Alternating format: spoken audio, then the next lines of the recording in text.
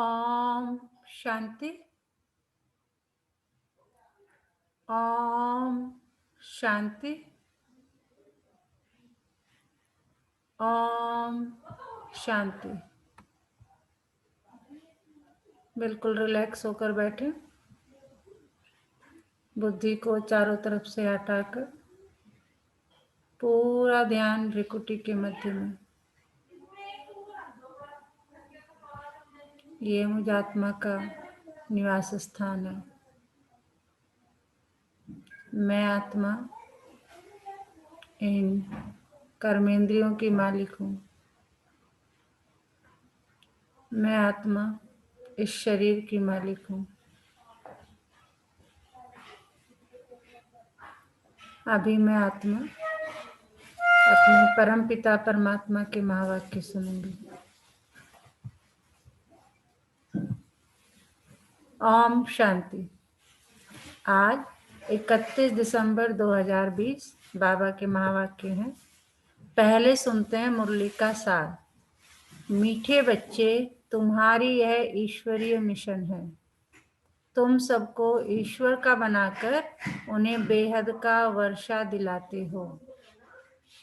मीठे बच्चे, तुम्हारी यह ईश्वरीय मिशन है। तुम सबको ईश्वर का बनाकर उन्हें बेहद का वर्षा दिलाते हो। प्रश्न, कर्मेंद्रियों की चंचलता समाप्त कब होगी?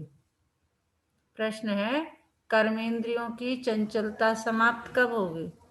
उत्तर, जब तुम्हारी स्थिति सिल्वर एज तक पहुंचेगी, अर्थात जब आत्मा त्रेता की सतो स्टेज तक पहुंच जाएगी तो कर्मेंद्रियों की चंचलता बंद हो जाएगी। अभी तुम्हारी रिटर्न जर्नी है, इसलिए कर्मेंद्रियों को वश में रखना है। कोई भी छिपाकर ऐसा कर्म नहीं करना जो आत्मा पतित बन जाए। अविनाशी सर्जन तुम्हें जो परहेज बता रहे हैं उस पर चलते रहो।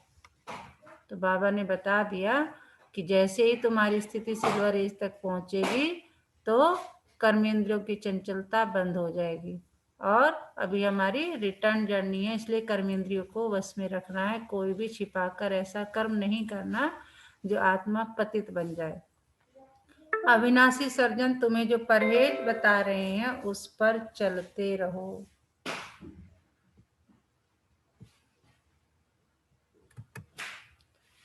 गीत है आज का, मुखड़ा देख ले प्राणी। ओम शांति। रूहानी बच्चों प्रति रूहानी बाप समझा रहे हैं।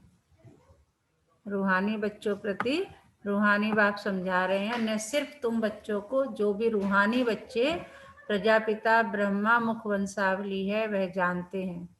हम ब्राह्मणों को ही बाप समझाते हैं। पहले तुम शूद्र थे, फिर आकर ब्राह्मण बने हो। बाप ने वर्णों का भी हिसाब समझाया है। दुनिया में वर्णों को भी समझते नहीं, सिर्फ गायन है। अभी तुम ब्राह्मण वर्ण के हो, फिर देवता वर्ण के बनेंगे।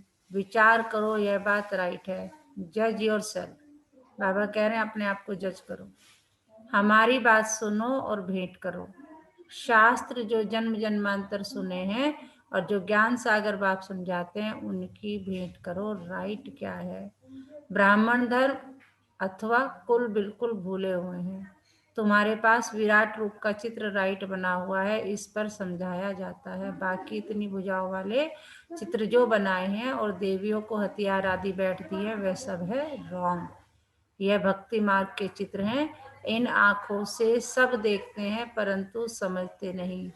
कोई के ऑक्यूपेशन का पता नहीं है। अभी तुम बच्चों को अपनी आत्मा का पता पड़ा है और 84 जन्मों का भी मालूम पड़ा है। जैसे बाप तुम बच्चों को समझाते हैं, तुमको फिर औरों को समझाना है। शिव बाबा तो सबके पास नहीं जाएंगे, जरूर बाप के मददगार चाहिए ना, इसलिए तुम्हारी है ईश्वरीय मिशन। तुम सबको ईश्वर का बनाते हो, समझाते हो। वह हम आत्माओं का बेहद का बाप है, उनसे बेहद का वर्षा मिलेगा। जैसे लौकिक बाप को याद किया जाता है, उनसे भी जास्ती पर लौकिक बाप को याद करना पड़े। लौकिक बाप तो अल्पकाल के लिए सुख देते हैं और बेहद का बाप क्या करते हैं? बेहद का सुख देते हैं। अभी आत्माओं को ज्ञान मिलता है। अभी तुम जानते हो 3 बाप है। कौन कौन से? लौकिक, पारलौकिक और अलौकिक। बेहद का बाप अलौकिक बाप द्वारा तुमको समझा रहे हैं। इस बाप को कोई भी जानते नहीं, इस बाप को कोई भी जानते नहीं। ब्रह्मा की बायोग्राफी का किसको पता नहीं? उनका ऑक्यूपेशन भी जानना चाहिए ना। शिव की, श्री कृष्ण की महिमा गाते हैं, बाकी ब्रह्मा की महिमा कहाँ? पूछ रहे हैं बाबा, ब्रह्मा की महिमा कहाँ? निराकार बाप को जरूर मुक्त तो चाहिए ना, जिससे अमृत दे। भक्ति मार्ग में बाप को कभी यथार्थ रीति याद नहीं कर सकते हैं। बाबा कह रहे हैं भक्ति मार्ग में यथार्थ रीति याद नहीं कर सकते हैं।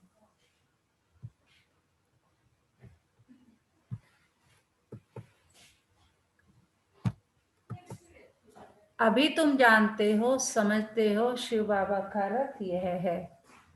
रथ को भी श्रृंगार करते हैं ना, जैसे मोहम्मद के घोड़ों को भी सजाते हैं। तुम बच्चे कितना अच्छी रीति मनुष्यों को समझाते हो। तुम सभी की बड़ाई करते हो, बोलते हो तुम यह देवता थे, फिर 84 जन्म भोग तमो प्रधान बने हो, अब फिर सतो प्रधान बनना है तो उसके लिए योग चाहिए, परंतु बड़ा मुश्किल कोई समझते हैं। समझ जाए तो खुशी का पारा चढ़े, समझाने वाले का तो और ही पारा चढ़ जाए। बेहद के बाप का परिचय देना कोई कम बात है क्या? समझ नहीं सकते, कहते हैं यह कैसे हो सकता? बेहद के बाप की जीवन कहानी सुनाते हैं। अब बाप कहते हैं बच्चे पावन बनो। तुम पुकारते थे ना कि हे पतित पावन आओ। गीता में भी मन मना भव अक्षर है, परंतु उनकी समझानी कोई के पास है नहीं।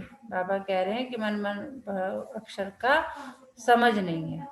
अब आप कहते हैं बच्चे पावन बनो। तुम पुकारते थे ना कि हे पतित पावन आओ। गीता में भी मन मना भव अक्षर है, परंतु उसकी समझानी कोई के पास है नहीं।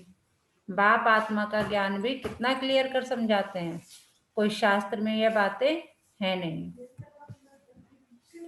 बल कहते हैं आत्मा बिंदी है, भ्रिकुटी के बीच स्टार है, परंतु यथार्थ रीति किसी की बुद्धि में नहीं है, वह भी जानना पड़े। कलयुग में है ही अनराइटियस, सतयुग में है ही सब राइटियस।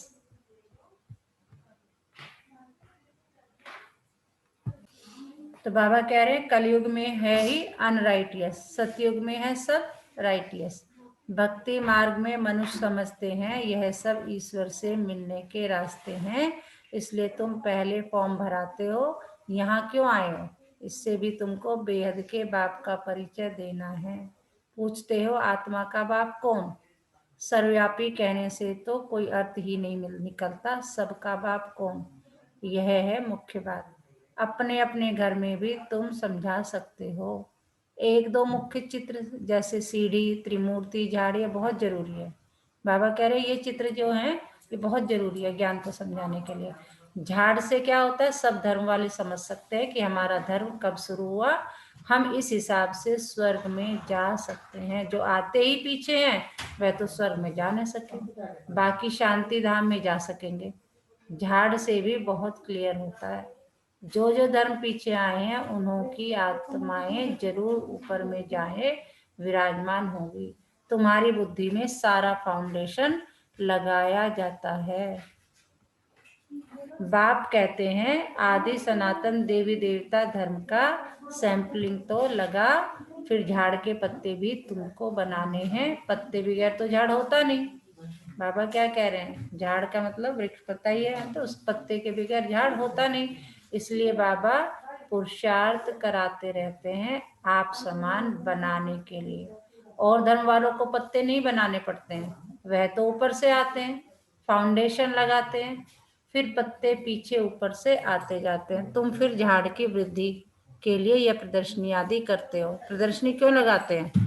जिससे कि क्या बने, बाबा की लैंग्वेज में झाड़ की वृद्धि बने, पत्ते बने। इससे पत्ते लगते हैं, फिर तूफान आने से गिर पड़ते हैं, मुरझा जाते हैं। यह आदि सनातन देवी देवता धर्म की स्थापना हो रही है। इसमें लड़ाई आदि की कोई बात नहीं, सिर्फ बाप को याद करना और कराना है। तुम सबको कहते हो और फिर जो भी रचना है उनको छोड़ो। रचना से कभी वर्षा मिल ना सके। किससे? बाबा कह रहे रचना से कभी वर्षा नहीं मिल सकता। तुम सब क्या हो? मेरी रचनाएं हो। तो आपस में भाई बहन जो मुरली सुनाते हैं, कुछ सुनो, ये मत सोचो कि वो सुना रहे हैं। कौन सुना रहा है? शिव बाबा सुना रहे हैं। ब्रह्मा बाबा को भी मत देखो, शिव बाबा सुना रहे हैं। रचयिता बाप को ही याद करना है और किसकी याद न आए। रचयिता बाप कौन है? हमारा शिव बाबा।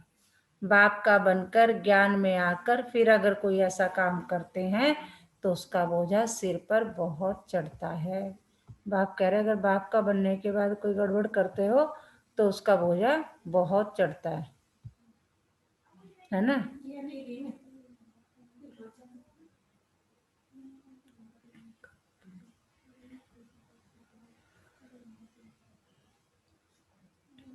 बाप पावन बनाने आते हैं और फिर ऐसा कुछ काम करते हैं तो और ही पतित बन पड़ते हैं। इसलिए बाबा कहते हैं ऐसा कोई काम नहीं करो जो घाटा पड़ जाए। बाप की ग्लानि होती है ना, बाबा कह रहे मेरे बनने के बाद कोई गलत काम नहीं करना, तो उसमें मेरी ग्लानि है। नहीं तो ऐसा कर्म नहीं करो जो विकर्म जास्ती हो जाए। परहेज भी रखनी है, दवाई में भी परहेज रखी जाती है। डॉक्टर कहे या खटाई आदि नहीं खाना है तो मानना चाहिए।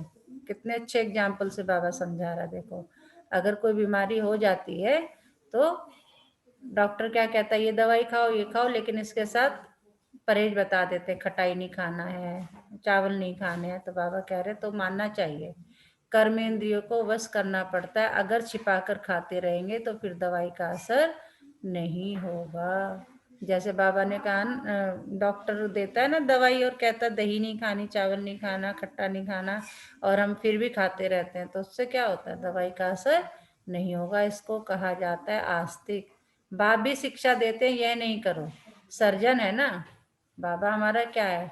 रूहानी सुप्रीम सर्जन है। लिखते हैं बाबा मन में संकल्प बहुत आते हैं, खबरदार रहना है। गंदे स्वप्न मनसा में संकल्प आदि बहुत आएंगे, इससे डरना नहीं है। सतयुग त्रेता में यह बातें होती नहीं। तुम जितना आगे नजदीक होते जाएंगे, सिल्वर एज तक पहुंचेंगे, तब कर्मेंद्रियों की चंचलता बंद हो जाएगी, कर्मेंद्रिया वश हो जाएगी। सतयुग त्रेता में वश थी ना, कह रहे हैं बाबा पहले भी तो वश में थी सतयुग, कल्प पहले भी। जब उस त्रेता की अवस्था तक जाओ तब वश होगी, फिर सतयुग की अवस्था में आएंगे तो सतो प्रधान बन जाएंगे, फिर सब कर्मेंद्रिया पूरी वश हो जाएगी। कर्मेंद्रिया वश थी ना, नई बात थोड़ी है। आज कर्मेंद्रियों के वश है, कल फिर पुरुषार्थ कर कर्मेंद्रियों को वश कर लेते हैं। वह तो 84 जन्मों में उतरते आए हैं। बाबा कह रहे तुम कल्प कल्प करते आए हैं। अभी रिटर्न जर्नी है, सबको सतो प्रधान अवस्था में जाना है। अपना चार्ट देखना है, हमने कितने पाप कितने पुण्य किए हैं।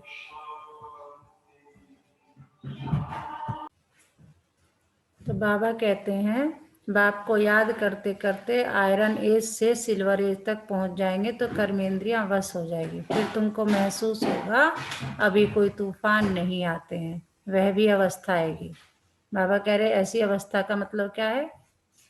Golden age. फिर गोल्डन एज में चले जाएंगे। मेहनत कर पावन बनने से खुशी का पारा भी चढ़ेगा। जो भी आते हैं उनको समझाना है कैसे तुमने 84 जन्म लिए हैं। जिसने 84 जन्म लिए हैं वही समझेंगे। कहेंगे अब बाप को याद कर मालिक बनना है। 84 जन्म नहीं समझते हो तो शायद राजाई के मालिक नहीं बने होंगे। हम तो हिम्मत दिलाते हैं, अच्छी बात सुनाते हैं, तुम नीचे गिर पड़ते हो। जिसने 84 जन्म लिए होंगे उनको झट स्मृति आएगी। बाप कहते हैं तुम शांति धाम में पवित्र तो थे ना, अब फिर तुमको शांति धाम सुख धाम में जाने का रास्ता बताते हैं, और कोई भी रास्ता बता न सके। शांति धाम में भी पावन आत्माएं ही जा सकेंगी। जितना खाद निकलती जाएगी उतना ऊंच पद मिलेगा। बाबा क्या कह रहे हैं? जितनी खाद निकलती जाएगी उतना ऊंच पद मिलेगा, जितना भी कारों पर विजय पाएंगे। जो जितना पुरुषार्थ करे, हर एक के पुरुषार्थ को तो तुम देख रहे हो। बाबा भी बहुत अच्छी मदद करता है। यह तो जैसे पुराना बच्चा है, हर एक की नब्ज को समझते हो ना। सयाने जो होंगे वे झट समझ जाएंगे। बेहद का बाप है, उसने जरूर स्वर्ग का वर्षा मिलना चाहिए। बेहद का बाप है, उनसे जरूर स्वर्ग का वर्षा मिलना चाहिए। मिला था, अब नहीं है, फिर मिल रहा है। एम ऑब्जेक्ट सामने है। बाप ने जब स्वर्ग की स्थापना की थी, तुम स्वर्ग के मालिक थे। क्या होम ऑब्जेक्ट है अन्नू जी हमारा? मैम हम लोग स्वर्ग के मालिक हैं। जब बाप ने स्वर्ग की स्थापना करी थी ना,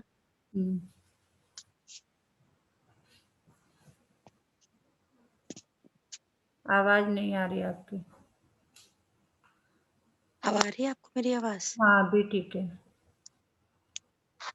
मैम एम ऑब्जेक्ट ये है कि स्वर्ग की स्थापना होने वाली है और हम वहाँ के मालिक बनने वाले हैं। महाराजा महारानी है, स्वर्ग में जाने वाले हैं, कर रहे हैं ऐसा पुरुषार्थ हाँ जी। की मेहनत चल रही है। चलो गुड। तो बाबा ने जब स्वर्ग की स्थापना की थी, तुम स्वर्ग के मालिक थे, फिर 84 जन्म ले नीचे उतरते आए हो। अभी है यह तुम्हारा अंतिम जन्म। हिस्ट्री रिपीट तो जरूर करेंगे ना। तुम सारा 84 का हिसाब बताते हो, जितना समझेंगे उतना पत्ते बनते जाएंगे।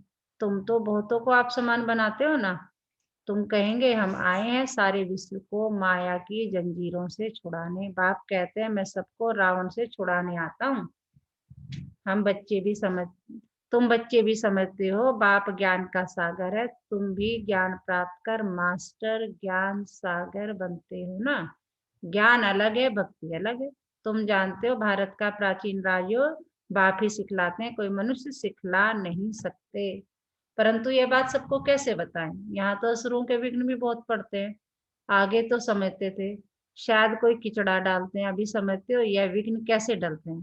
बाबा कह रहे जब तक ज्ञान नहीं था तब तक तो नहीं पता था, अब समझ में आ गया है कि विघ्न कैसे डालते हैं। नथिंग न्यू, कुछ नया नहीं है। बाबा कह रहे क्यों नया नहीं है, कल पहले भी ऐसा हुआ था। ये तो ड्रामा है बना बनाया हमारे।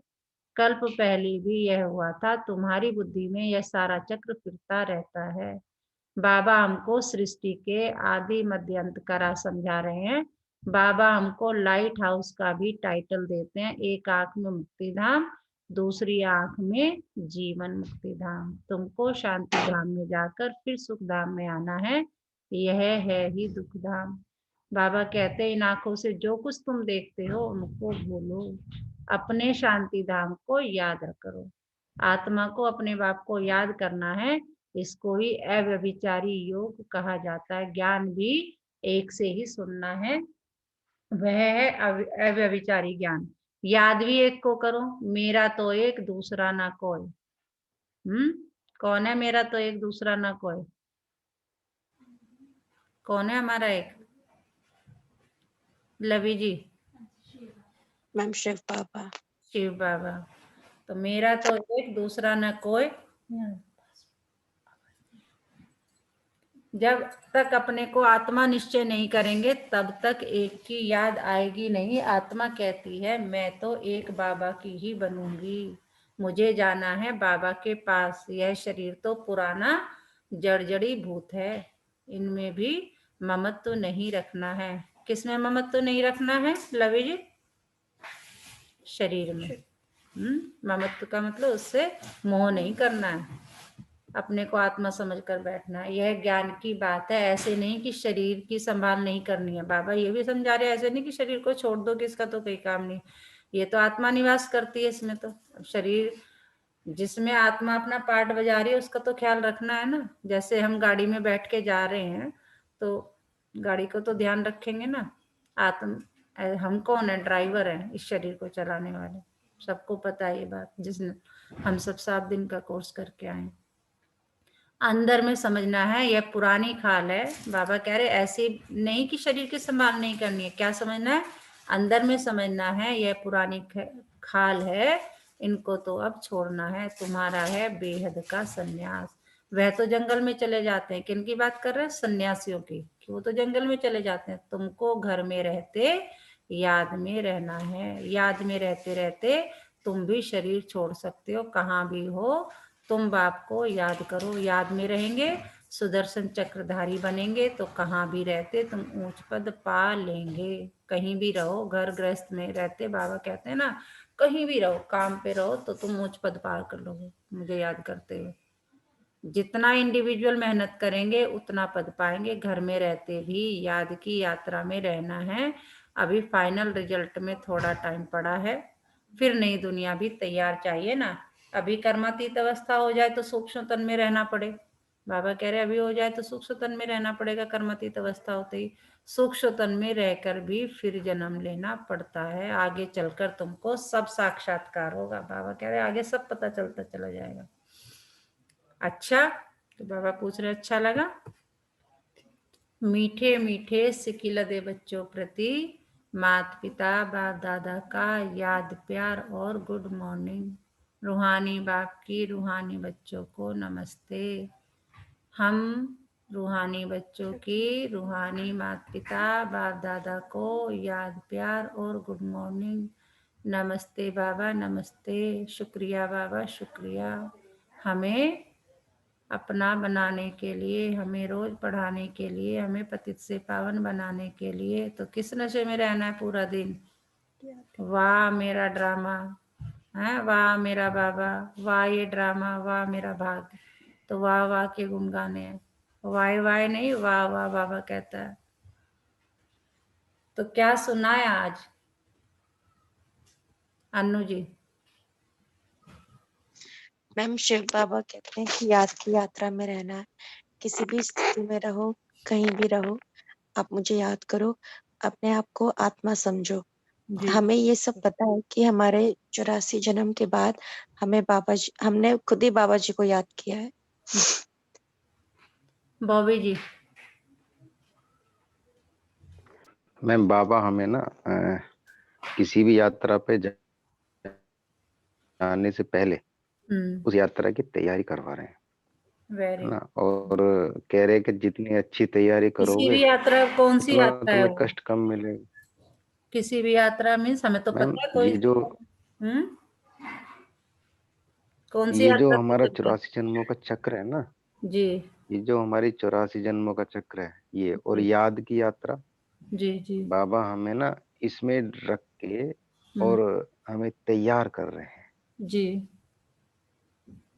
जी जी और जैसे जैसे मुझे लगता है कि जब बाबा पढ़ाते तो मैं सोचता हूँ कि मैं जितना अच्छा पढ़ूंगा उतने अच्छे मेरे मार्क्स आएंगे और हम्म, उतना ही मुझे अ, अच्छा पद मिलेगा। मिलेगा। बिल्कुल बिल्कुल। जी। जी लवी जी, क्या बताया बाबा ने? बाबा ने कहा है, बाबा ने बोला है कि जैसे झाड़ पत्ते होते हैं तो आपको वही बनना है। अभी हम अपनी झाड़ झाड़ पत्ते झाड़ जो चल रहा है उसकी तैयारी है ना। और बाबा ने कहा है कि जो मैंने परहेज बताया है उसे पूरा हम्म पालन करना है। हम्म क्योंकि जैसे डॉक्टर बताते हैं ना कि एक वही बीमारी है कोई, तो खटाई नहीं खानी, चावल नहीं खाने, ऐसे ही बाबा भी सर्जन है। Very good, very good. धारणा के लिए मुख्य सार, एक बाप से ही सुनना है, एक की ही अव्यभिचारी याद में रहना है। इस शरीर की संभाल रखनी है, लेकिन ममत्व नहीं रखना है, उससे मोह नहीं रखना है, संभाल तो रखनी है। एक होता है संभाल रखना, एक होता है ममत्व, उसी में लगे रहना 24 घंटे, है ना। बाप ने जो परहेज बताई है उसे पूरा पालन करना है। कोई भी ऐसा कर्म नहीं करना है जो बाप की ग्लानि हो, पाप का खाता बने। अपने को घाटे में नहीं डालना है। आज का वरदान देखो, कितना प्यारा वरदान दे रहे हैं हमारे मीठे बाबा। अपनी विशाल बुद्धि रूपी तिजोरी द्वारा ज्ञान रत्नों का दान करने वाले महादानी भव। देखो जी, महादानी बना दिया बाबा ने कि पहले अपनी विशाल बुद्धि बनाओ, उसकी तिजोरी को खोलो, उसमें मेरे से ज्ञान रत्नों को लो और फिर क्या कर दो, उनका दान कर दो। यही तो करवा रहे हैं बाबा हमसे, है ना।